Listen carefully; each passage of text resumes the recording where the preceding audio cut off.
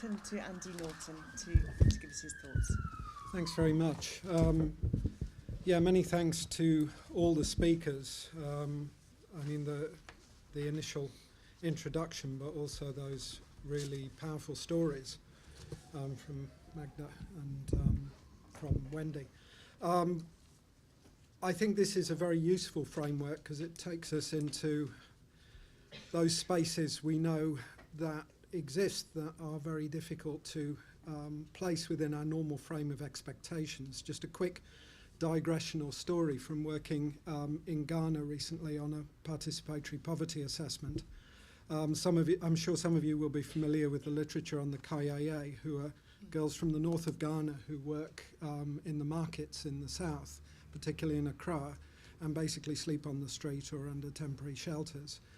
And we were used to thinking of this starting from the age of about 12 onwards, but the research teams found a girl who'd made her way down, and you can understand how that could happen when you know the chains in the system, who was 6 years old and who was working independently as a KIA. And again, the Ghanaians, people who knew these systems, couldn't quite get their heads around that one. And we know also that there are dimensions to that deprivation that can never be captured in the normal approaches in household surveys and in the normal ways that people think or the frames that they apply to thinking about chronic poverty, which is still predominantly a household frame and doesn't take into account a lot of the things we've heard. Now, I'm going to try and be quick because I want to leave some time for discussion, but just a few kind of broader comments coming on from this. One thing, I think it's great work, and I think the focus of building analysis and metrics on institutions, which has been shown both by this report and the original SIGI work, is very exciting and opens all kinds of possibilities at the moment. I think the coverage of it's really impressive. The only area I was wondering about in terms of not being covered was sort of institutions of resistance and representation, that these could also be something that it would be important to look at that don't seem to be covered at the moment.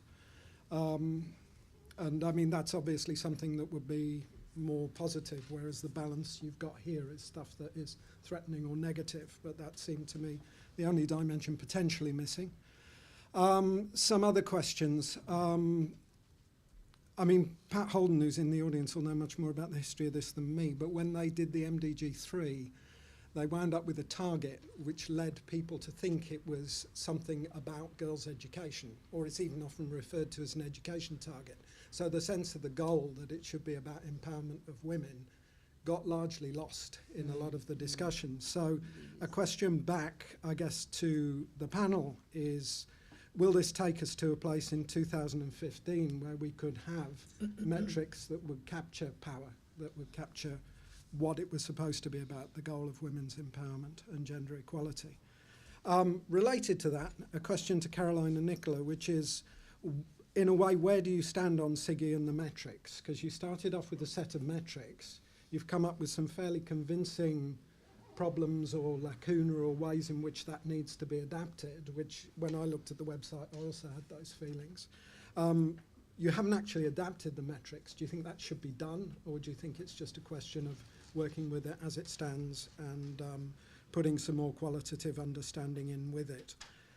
Couple of other quick things. I think this approach could also be applied to other dimensions of exclusion, ethnic, religious, other things, that there would be ways of looking at social institutions as a way of tracking social change in a similar way. So I think that's, in terms of our general thinking about exclusion, something we could look at. I guess the kind of final thing is, I think you kicked off by saying that one of the reasons that agencies have an instinct to stay out of this, or many agencies, is a sense that, culture is intractable, that it can't be changed, that it's not something that outsiders should or can effectively work on. So I guess one of my questions is, can this body of work demonstrate, both through the metrics or the qualitative side, cases where that's not the case, and not just the small stories, which I think are incredibly powerful and useful, but the more macro stories where you may have a political project or some process of change that actually does produce change relatively quickly. Because I think that view is still out there, and I think if the metrics can show that these things are tractable, that they're dynamic, that you do sometimes get transformations, then I think that will also change the way in which people maybe think about and approach development, and particularly these kind of power-based elements of disadvantage. And I'll stop there to leave some time. Thanks so much, Andy. Well, thank you to everybody on the panel. Andy actually started by asking lots of questions there, so we'll come back to Caroline, but while you're thinking of the answers to those questions around the metrics and around whether you could capture poverty, whether there are other ways of looking at other sorts of exclusion, perhaps we could just invite those of you in the audience who would like to ask questions to now think of your questions. Liam, do we have questions coming in online as well? We will, but we don't have them yet. Okay, so people online who are still with us, if you type your questions in, we'll certainly make space for those as well. I'm going to go back to Caroline to give her answer and then take a round of questions here in the room. Okay. I'll answer some of these, and maybe Nicola wants to comment on some. In terms of other institutions, like institutions of resistance and representation, I think this is a very good suggestion. We feel that one of the next stages of the work we'd like to do is actually to reconsider some of the institutions and maybe expand them. I've had some quite interesting discussions with some academics about the idea of a social institution. And the way in which we've sort of changed what a social institution might be. And we've just done a piece of work actually looking at different theoretical approaches to social institutions, because it's different people have different understandings of what we mean. What I think is really important about this is that it's grasping the nettle and saying, okay, let's define what we're talking about in a much more straightforward and clear way, so that policymakers can actually understand what we're talking about. And I think that's really one of the big values of the SIGI. In terms of, well, I think I just agree with you, Andy, on approach for other dimensions on ethnicity. The stand on the SIGI metrics, we have a workshop this afternoon. I think some of you are staying for that, because whilst we may want to expand the social institutions, the value of having measurement is undoubtedly important. We did a piece of work this year for a plan on their sexual violence in schools. They asked us to cost how much it costs an economy to not address sexual violence in schools. And we came out with some really big figures that were then picked up by the BBC, World Service, by Indian media, etc. It really caught their attention. And being able to measure something and to put a figure to it and to look at progress. We do that with lots of other indicators on health and education. I think being able to do that with these dimensions is very important. If we are going to try and nuance the institutions, and I know the OECD have a workshop next year where they will be looking at social institutions, then obviously there's a lot of investment in terms of measurement. It's complicated, very complicated. So you want to get the institutions right at the beginning in terms of long-term measurement. Do you want to say anything about MDG 3? I just wanted to say something quickly on the metrics.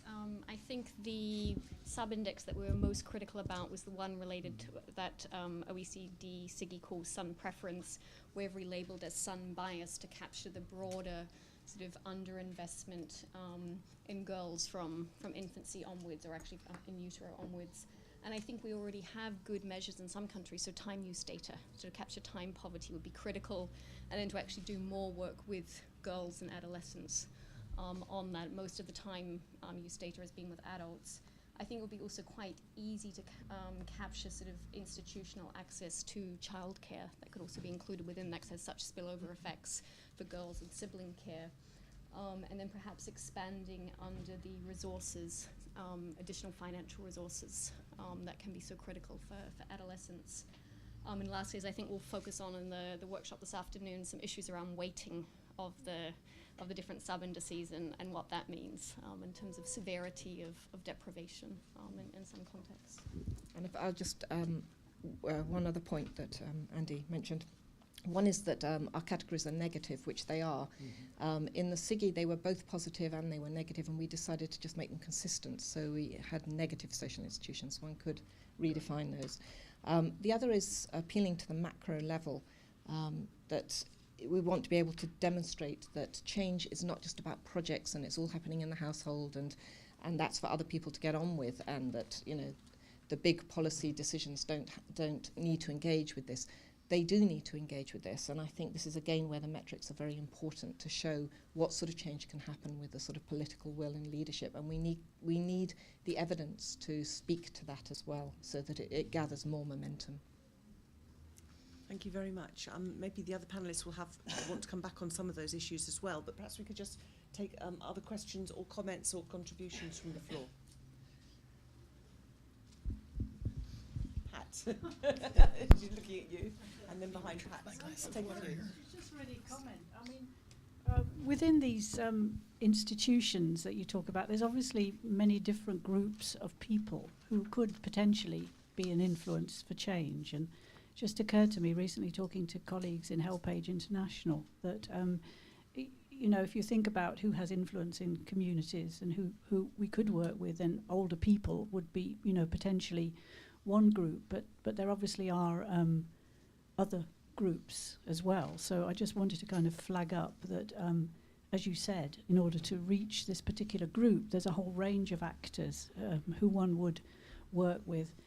And it's also very encouraging to hear so much now about working with men, which again, you know, I think is so important. And although we still sort of seem to be caught in a bit of a trap of, you know, violence, HIV work, actually, you know, there seems to be an awful lot of potential for working with men. But I think, again, when you think about it, the paradigm in which we work is a development paradigm in which you have men very often talking to male leaders in government. This whole issue is still, you know, invisible within their discourse. So I do feel that the men working with men issue is so terribly important, but we have to see it as beyond just a smallish community initiatives, even though they're terribly important, to try and, you know, where are the champions, where are the leaders who can be mobilized at a higher level to get these issues taken forward.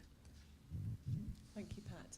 There's a comment from the back row, and then across to the middle. Right. I'm very interested to hear more about the macroeconomic, the macro aspect of how, you know, this what you have developed may have a greater impact across in terms of power relations.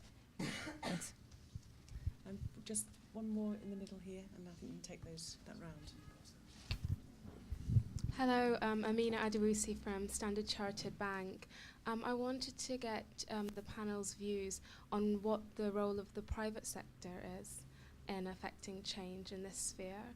And secondly, I work within the Africa space, and I want to know what kind of recommendations you would have for convincing leaders in governments that national strategies should be formed to tackle violence against women, for example, and improve women's empowerment in general. Thank you.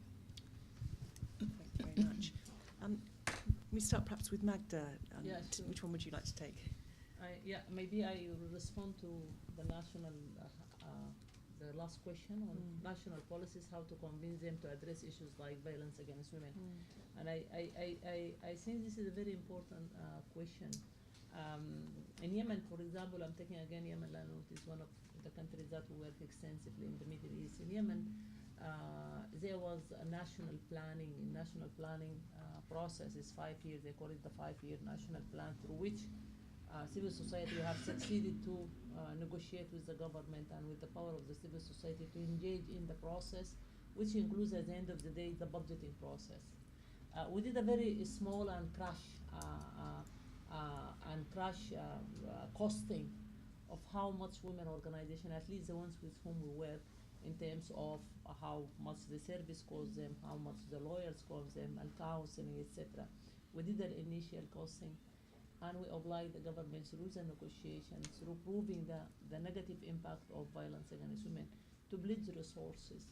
So it could be within that theme, you know, it is not about policies acknowledging It is about putting resources to combat, because if the government continue to pay money, then it will start to recognize violence against women as having an adverse impact on its national budget that would have invested better in development if there is no violence against women. The issue of, yes, this is absolutely true. We acknowledge men talk better to men, and it is not, and especially in like the violence against women bill and or the age of marriage in Yemen. In both, we use good men who are aligned to Oxfam and the partners to talk to other men whom we cannot reach, or invisible power that we can never reach. Like it could be the president holding the whole power. You know, just signing, there is an age there, we cannot reach the president. So those men actually talk to the key and the players in that. I think the very tricky part in terms of policy making, reaching the policy maker, the ones who have the final say, is very uncertain. It has always been uncertain. Who really hold the final power? Who really hold the final power? Is it the president? Is it the king? Is it his wife? Is it, are the religious leaders, etc.? So we continue to question those, really to understand who hold the power, and looking at the political context at that time, at that period, to see this message we want to send is the right time or not. Like, for example, at the time when there was a significant religious coming up, sorry, sorry. It's okay. A religious movement coming up in Yemen, that was the time never to touch age of marriage. And religious leaders will use the whole discourse. Thank you. Well, I would like to comment a little bit on the work that we're doing with men in Amhara in the north of Ethiopia. And a lot of that focuses on equity within the home as well as violence. And this isn't a particularly traditional conservative area where women have few rights and few opportunities. And yet by establishing these community conversations, and this is an illiterate population, so it all had to be focused around some really beautiful line drawings that were done to sort of present a situation and then talk with the men, the married men in the community, about how else they might deal with it and what the implications are for their family and for their wife and for their children and for themselves. And right now it's reached 55,000 men, but it's being expanded into other areas of Ethiopia, and it's had a very positive uptake. We've actually been surprised about the kind of change that we're seeing in a relatively, it's a 3-month intervention with the men, which I view as pretty short. So I think we need to remember that just because we see a behavior, and even a behavior that has very dysfunctional components, it doesn't necessarily mean that people wouldn't like to see another way to behave. But they need help, frankly. They need ways to articulate these issues, and they need ways to do it in a community context. This is not a time you want to try to change an individual, because he has to fit still into his community. So you really need to make this kind of a community change. We've been very pleased with the rate of uptake. We have an end-line survey that'll be done next year, so we'll have more quantitative data. But the qualitative data, not only from the men in the program, but from their wives, is very, very encouraging. So I mean, I agree. I think we can't try to change gender relationships by only working with young women. I mean, we have to work with young women because their needs are so great, but ultimately they're going to be in marriages, and there have to be ways that those relationships function in a more positive and supportive way.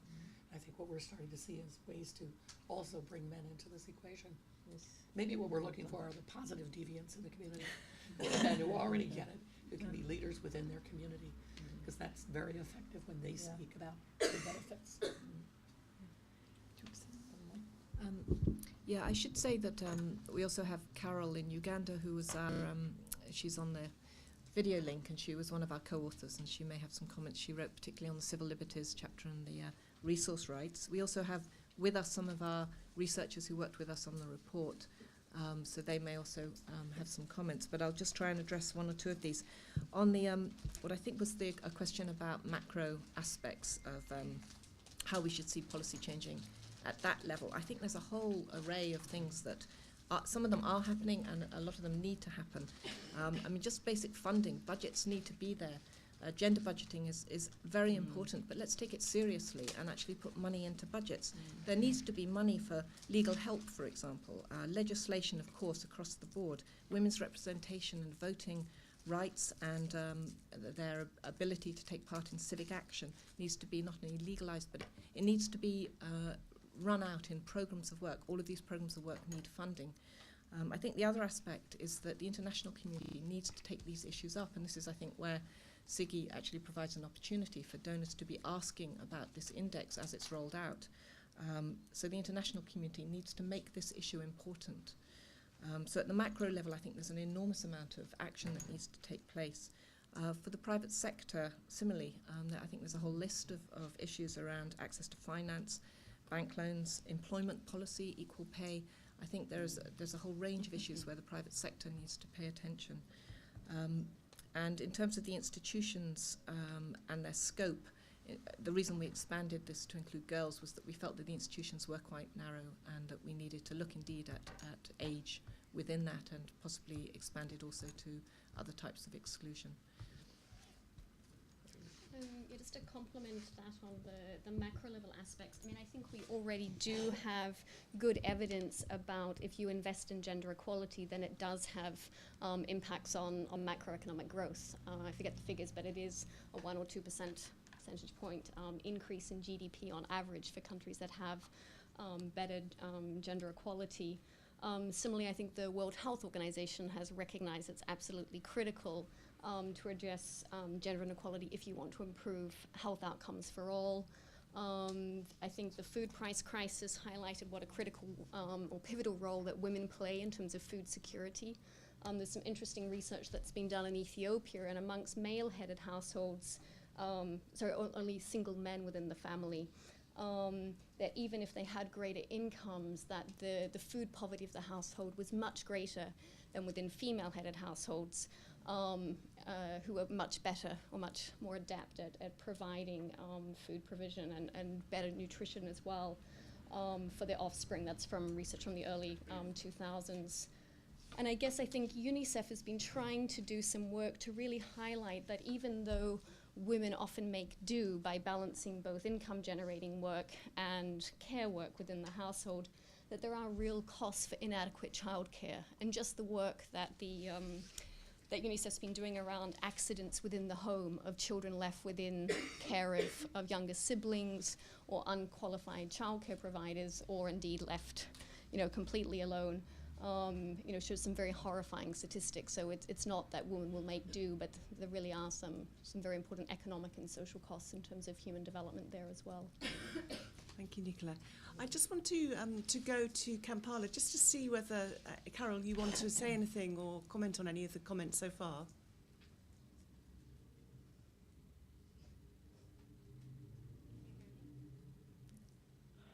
Can you hear me? Yes, yes. Yes. The sound was cut off for a bit during the presentation and discussion, so I might have missed. You're frozen now, Carol. I think the link's not working properly, so we'll come back to you if you wave your hands at us.